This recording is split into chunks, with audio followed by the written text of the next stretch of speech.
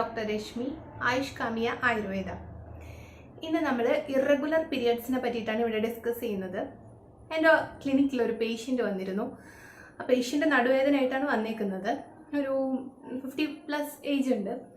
അപ്പോൾ അവർ അവരുടെ നടുവേദനയും ബുദ്ധിമുട്ടുകളെല്ലാം പറഞ്ഞു. അത് കഴിഞ്ഞിട്ട് അവർക്കുള്ള മെഡിസിൻസ് എല്ലാം കൊടുത്തു. അതെല്ലാം കഴിഞ്ഞപ്പോൾ അവരുടെ മകൾക്ക് വേണ്ടിയിട്ടൊരു ഡൗട്ട് എൻ്റെ അടുത്ത് ചോദിച്ചു. അതായത് മകൾക്ക് റെഗുലറായിട്ട് പീരിയഡ്സ് വരുന്നില്ല. ഒരു 2-3 മാസമൊക്കെ കൂടുമ്പോഴേ പീരിയഡ്സ് വരുന്നുള്ളൂ. ബട്ട് മകൾ അതിന് ക്ലിനിക്കിൽ പോകാനോ ഒരു ഡോക്ടറിനെ കാണാനോ മകൾ റെഡിയല്ല. Because she is comfortable with that. അതായത് അവൾക്ക് ഒരു 19 വയസ്സുണ്ട് കുട്ടിക്ക്.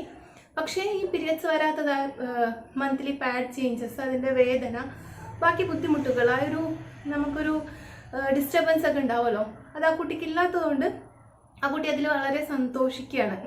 Like she is not having periods. കുട്ടിക്ക് പീരിയഡ്സ് ഇല്ലാത്തതിൽ ആ കുട്ടി ഭയങ്കര ഹാപ്പി ആയിട്ടാണ് നടക്കുന്നത്. അതുകൊണ്ട് ആ കുട്ടിക്ക് ഒരു ഡോക്ടറെ അടുത്ത് പോകാനോ ഒരു ട്രീറ്റ്മെൻറ്റ് ചെയ്യാനോ ആ കുട്ടി താല്പര്യപ്പെടുന്നില്ല.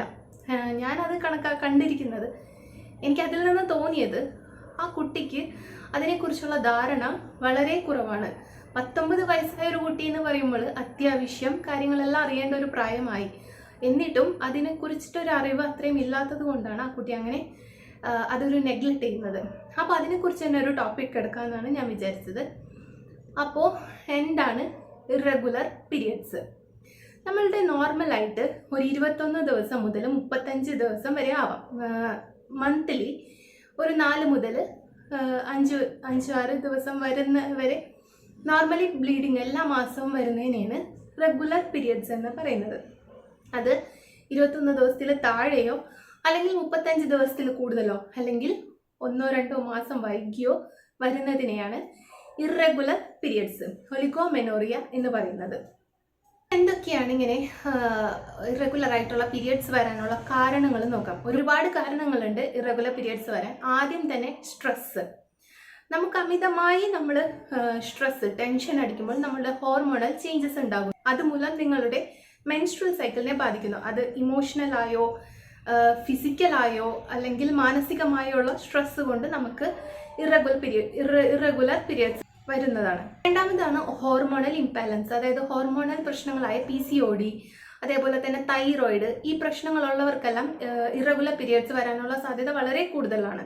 മൂന്നാമത് poor diet and life style changes. അതായത് ശരിയായ രീതിയിൽ ഭക്ഷണം കഴിക്കാത്തത്, അൺഹെൽത്തി ആയിട്ടുള്ള ജങ്ക് ഫുഡ്സിൻ്റെ ഉപയോഗം, ശരിയായ രീതിയിൽ ഉറക്കം കിട്ടാത്തത്, ഇതെല്ലാം നമ്മളെ പിന്നെ അതുപോലെ തന്നെ വെയിറ്റ് ലോസ് ഗെയിൻ, അതായത് വെയിറ്റ് കൂടിയും കുറഞ്ഞും ഒരു ഫ്ലക്ച്വേറ്റ് ചെയ്ത് സ്റ്റഡി അല്ലാതെ ഒരു ഫ്ലക്ച്വേറ്റ് ചെയ്ത് വരുന്നതൊക്കെ നമ്മളുടെ മെൻസ്ട്രൽ സൈക്കിളിനെ ബാധിക്കാം.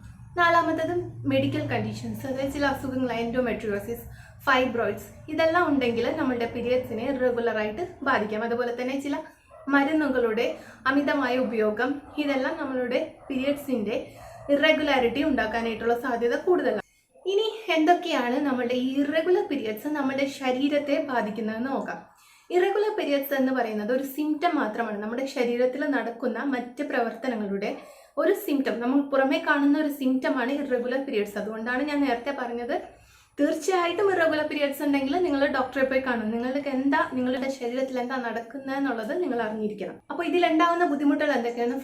First one infertility. അതായത് ഇറഗുലർ പീരിയഡ്സ് ആകുമ്പോൾ നിങ്ങളുടെ ഓവുലേഷൻ നടക്കുന്നില്ല എന്നാണ് അതിൻ്റെ അർത്ഥം വരുന്നത്. ഓവുലേഷൻ നിങ്ങളുടെ ഇംപ്രോപ്പർ ആയി കഴിഞ്ഞിട്ടുണ്ടെങ്കിൽ നിങ്ങൾക്ക് കൺസീവ് ചെയ്യാനായിട്ടുള്ള ബുദ്ധിമുട്ട് കൂടി വരും. അതാണ് PCOD പോലുള്ള അസുഖങ്ങളിൽ കണ്ടുവരുന്നത്. അപ്പോൾ ആദ്യം തന്നെ ഇറഗുലർ പീരിയഡ്സ് ആണെങ്കിൽ കൺസീവ് ചെയ്യാനായിട്ടുള്ള ഒരു ബുദ്ധിമുട്ട് ഉണ്ടാവുന്നതാണ് ഫസ്റ്റത്തെ പ്രശ്നം. രണ്ടാമത്തേത് അനീമിയ, ഫാറ്റിക്, തളർച്ച, അതുപോലുള്ള അസുഖം. അതായത് ഒരുപാട് അമിതമായ രക്തസ്രാവം ഉള്ളവർക്ക് തളർച്ച, രക്തക്കുറവ്, ശ്വാസതടസ്സം, അങ്ങനെയുള്ള ബുദ്ധിമുട്ടുകളൊക്കെ കണ്ടുവരുന്നു.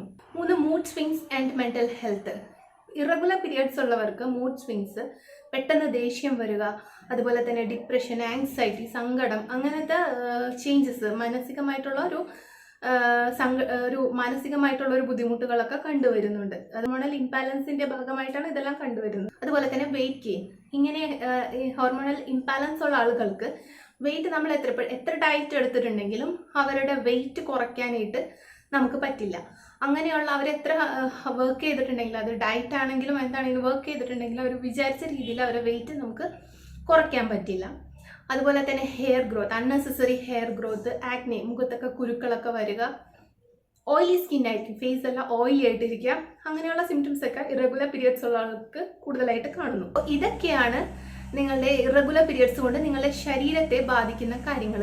അപ്പോൾ ഈ ഇറഗുലർ പീരിയഡ്സ് ഒരു 3 മാസമോ അതിൽ കൂടുതലോ, അല്ലെങ്കിൽ അമിതമായ രക്തസ്രാവമോ, അല്ലെങ്കിൽ വേദനയോ, ചില ആൾക്കാർ പറയുന്നത് കേട്ടിട്ടുണ്ട് പീരിയഡ് സമയത്ത് വേദന സ്വാഭാവികമാണ്, അത് പീരിയഡ്സിൽ എല്ലാവർക്കും ഉണ്ടാകുന്ന വേദന തന്നെയാണ്. അങ്ങനെ വിചാരിക്കരുത്. വേദന കൂടുതലുണ്ടെങ്കിൽ തീർച്ചയായിട്ടും നിങ്ങൾ ഡോക്ടറെ കൺസൾട്ട് ചെയ്യേണ്ടതാണ്. ഈ പറയുന്ന ബുദ്ധിമുട്ടുകൾ എന്തെങ്കിലും ഉണ്ടെങ്കിൽ ഉടനെ തന്നെ നിങ്ങളുടെ ഒരു ഡോക്ടറിനെ വന്ന് കൺസൾട്ട് ചെയ്ത് അതെന്താ നിങ്ങളുടെ പ്രശ്നം എന്ന് മനസ്സിലാക്കിയിട്ട് അത് ശരിയാക്കുകയാണ് വേണ്ടത്. അപ്പോൾ ഇറഗുലർ പീരിയഡ്സ് നമ്മൾ ശരിയായൊരു എക്സസൈസ്, അതുപോലെ തന്നെ ശരിയായൊരു ലൈഫ് സ്റ്റൈല്, ശരിയായ രീതിയിലുള്ള മരുന്ന് ഇതെല്ലാം എടുക്കുകയാണെങ്കിൽ ഇറഗുലർ പീരിയഡ്സ് നമുക്ക് റിവേഴ്സ് ചെയ്യാനായിട്ട് പറ്റുന്നതാണ്. അപ്പോൾ ആർക്കെങ്കിലും കൺസൾട്ടേഷൻ വേണമെങ്കിൽ നിങ്ങൾക്ക് കോൺടാക്ട് ചെയ്യാം. ദിവസവും രാത്രി 7 മണി മുതൽ 9 മണി വരെ നിങ്ങൾക്ക് താഴെ കാണുന്ന നമ്പറിൽ വിളിച്ച് കോൺടാക്ട് ചെയ്യുക. ഓൺലൈൻ കൺസൾട്ടേഷൻ ചെയ്യാവുന്നതാണ്. അപ്പോൾ എന്തെങ്കിലും ഡൗട്ട് ഉണ്ടെങ്കിൽ നിങ്ങൾക്ക് ചോദിക്കാവുന്നതാണ്. Thank U.